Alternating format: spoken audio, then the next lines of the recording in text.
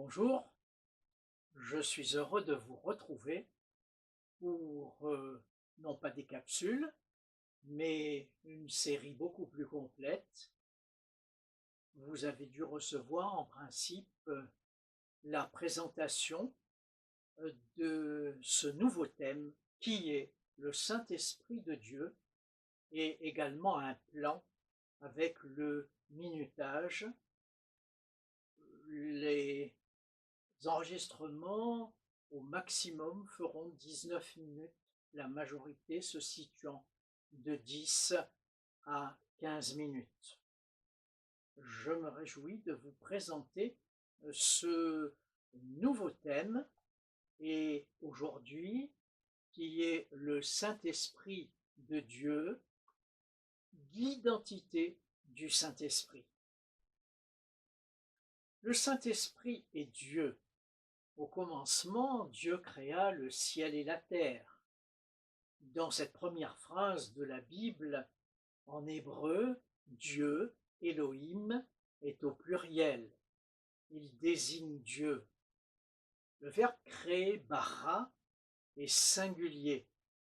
Donc dans ce verset sont à la fois combinés l'unicité et la pluralité divine. Le Saint-Esprit apparaît rapidement dans la Bible, dès le second verset de la Genèse, et l'Esprit de Dieu se mouvait au-dessus des eaux. Un peu plus loin se trouve écrit « Alors Dieu dit, fais l'homme à notre image », ce que nous lisons en français « faisons l'homme à notre image, selon notre ressemblance ». Le verbe en fait est un singulier, mais l'adjectif possessif notre est un pluriel. Un autre texte complète les précédents. Qui enverrai-je et qui marchera pour nous? Celui qui parle est je, donc un singulier, mais le nous indique qu'il parle en faveur de plusieurs personnes. À plusieurs reprises, Père, Fils, Saint-Esprit sont évoqués ensemble dans le Nouveau Testament. Par exemple, la doxologie finale, c'est-à-dire la formule de louange et d'encouragement à la fin d'une épître, doxologie de 2 Corinthiens, se lit que la grâce du Seigneur Jésus-Christ, l'amour de Dieu et la communication du Saint-Esprit soient avec vous tous. Le Saint-Esprit est pleinement Dieu. Deuxième partie, c'est une personne. L'Esprit manifeste une volonté, il agit selon un plan. Par exemple, il choisit de confier un don ou un ministère à une personne. Un seul et même esprit opère toutes ces choses, les distribuant à chacun en particulier comme il veut. Donc, il choisit souverainement. C'est pourquoi, selon ce que dit le Saint-Esprit, aujourd'hui, si vous entendez sa voix, n'endurcissez pas votre cœur. Donc, l'Esprit peut entendre. L'Esprit également a la faculté de connaître et de révéler Dieu. En effet, ce sont des choses que l'œil n'a pas vues, que l'oreille n'a pas entendues, des choses qui ne sont pas montées au cœur de l'homme, des choses que Dieu a préparées d'avance pour ceux qui l'aiment.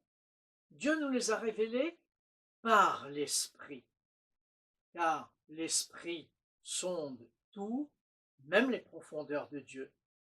Personne ne connaît les choses de Dieu si ce n'est l'Esprit de Dieu. Le Saint-Esprit inspire aussi l'Écriture. D'autres responsabilités sont de conduire dans la vérité, d'entendre, de parler, d'annoncer Jésus. le Saint-Esprit s'adresse à chaque croyant et à la communauté. L'intercession pour les saints lui est familière. D'autres aspects renforcent cette notion de personne divine. Ne pas lui mentir, ne pas le provoquer, ou bien l'attrister. Il peut être encore offensé ou blasphémé. Le Saint-Esprit est un communicant en relation constante avec Dieu le Père et le Fils. L'Esprit de vérité, c'est Jésus qui parle, me glorifiera parce qu'il prendra de ce qui est à moi et vous l'annoncera. Tout ce que le Père est à moi, c'est pourquoi je vous ai dit qu'il prendra de ce qui est à moi et qu'il vous l'annoncera. Donc le Saint-Esprit accompagne ainsi les apôtres. Un autre texte, il a paru bon au Saint-Esprit et à nous de ne pas vous imposer d'autres charges que ce qui est nécessaire. On dit que le Saint-Esprit est une hypostase divine, différente du Père et du Fils, mais totalement de même nature, d'où l'expression « il est consubstantiel », de la même substance. Troisième partie, le Saint-Esprit partage les attributs divins. L'Esprit de Dieu se mouvait au-dessus des eaux, avons-nous lu. Dieu dit que la lumière soit. Il est sûr que le Saint-Esprit était présent à la création. Sa qualité de créateur est d'ailleurs reconnue par un ami de Job, Éliu. Il dit « L'Esprit de Dieu m'a créé, le souffle du Tout-Puissant m'anime. » Plus encore, donnant naissance au Sauveur, Marie s'est trouvée enceinte par la vertu du Saint-Esprit. Le Saint-Esprit donne la vie, il est créateur. Dans Hébreux, nous lisons Christ, par l'Esprit éternel, s'est offert lui-même sans tâche à Dieu. Alors, la durée englobe à la fois le passé, le présent, le futur. Dieu n'est-il pas lui-même commencement et fin? Dieu a une connaissance du futur telle qu'il n'est jamais pris par surprise dans ce qui nous arrive. Il nous en communique l'assurance. Et donc, le Saint-Esprit, qui est le vecteur de la bénédiction divine, est bien un esprit éternel. Ne suis-je un Dieu que de près, dit le Seigneur? Ne suis-je pas aussi un Dieu de loin? Quelqu'un peut-il se cacher dans un lieu secret sans que je le voie? Est-ce que je ne remplis pas moi les cieux et la terre? Dieu est omniprésent sur terre par son esprit. Dieu remplit les cieux et la terre de sa présence. David un jour demanda « Où irai-je loin de ton esprit? Où fuirai-je loin de ta présence ?» Il n'y a pas de lieu sur terre où échapper à la vue de Dieu. Certes, il est invisible, mais par son esprit, il est présent. Un seul et même esprit opère toutes ces choses, les distribuant à chacun en particulier comme il veut. Là, le Saint-Esprit est souverain dans son intervention, dans ses paroles. Le chrétien n'assujettit pas le Saint-Esprit à sa propre pensée. La dérive est courante chez les chrétiens charnels. Mais tout croyant authentiques devraient être soumis au Saint-Esprit. C'est l'Esprit qui rend témoignage parce que l'Esprit est la vérité. C'est l'Esprit de Jésus, car lui-même a affirmé « Je suis la vérité ». Jésus le nomme aussi Esprit, l'Esprit de vérité. Donc une autre fonction du Saint-Esprit est de rendre témoignage du Fils et du Père, de la croix, de la vérité, de l'autorité des Écritures. L'Esprit parle parce qu'il sonde les profondeurs de Dieu et qu'il peut les révéler.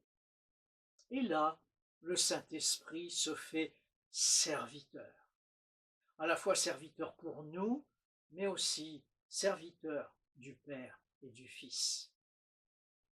Il est omniscient parce qu'il peut sonder les intentions divines en profondeur, comme Paul l'écrit aux Corinthiens. L'apôtre explique que Dieu l'a utilisé pour sauver les païens, les amener à la foi en des endroits divers, par la parole et les actes, par la puissance des miracles, des prodiges, par la puissance de l'Esprit de Dieu. Les premiers disciples, dont les actes des apôtres, ont été baptisés du Saint-Esprit à Jérusalem, mais le lieu d'intervention importe peu. Dans les actes, plusieurs autres lieux sont mentionnés. Donc, le Saint-Esprit est suffisamment puissant pour agir partout sur la terre entière, comme au ciel. Il est omnipotent. Donc, en résumé, il est omniprésent, souverain, omniscient, omnipotent. Et la troisième et dernière partie, les titres du Saint-Esprit. Les qualificatifs de l'Esprit sont multiples dans l'Écriture. L'Esprit est d'abord celui de Dieu, un roi, un vent, un souffle. De même, tous ceux qui côtoient un croyant engagé peuvent y lire une lettre de Christ, écrite avec l'Esprit du Dieu vivant. En grec, c'est pneuma qui désigne l'Esprit, et la pneumatologie est ceux qui étudient tout ce qui touche à l'Esprit Saint. Il y a d'autres expressions, l'Esprit de l'Éternel, l'Esprit du Tout-Puissant. David aussi, lorsqu'il s'exprimait, ne me retire pas ton Esprit Saint, tout cela dans l'Ancien Testament. Le Nouveau Testament abrite des qualificatifs plus en relief avec la grâce, l'Esprit du Père, l'Esprit de Jésus, l'Esprit de sainteté, l'Esprit de Christ, l'Esprit du Fils ou encore l'Esprit du Seigneur. Et mépriser la grâce est considéré comme un outrage à l'Esprit de la grâce, autre terme désignant le Saint-Esprit. Par contre, celui qui est méprisé pour le nom de Christ partage l'Esprit de gloire. Très souvent, à propos du croyant, comme des actions extérieures, seul est mentionné l'Esprit ou le Saint-Esprit. Enfin, l'apôtre Jean utilise le terme de paraclet, celui qui est appelé auprès d'eux, ou le consolateur. Il le fait à 5 reprises dans son évangile et la première épître. Il est qualifié d'esprit de vérité.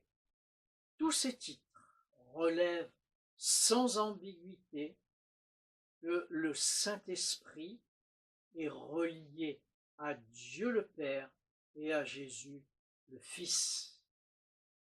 Nous concluons le Saint-Esprit est la présence divine de Dieu pour le croyant. C'est une personne de la Trinité. Et ma question, avez-vous découvert des aspects qui ne vous étaient pas familiers jusqu'à présent? Notez-les. Merci de vous abonner et merci d'être là présent pour les symboles du Saint-Esprit. Prochain enregistrement.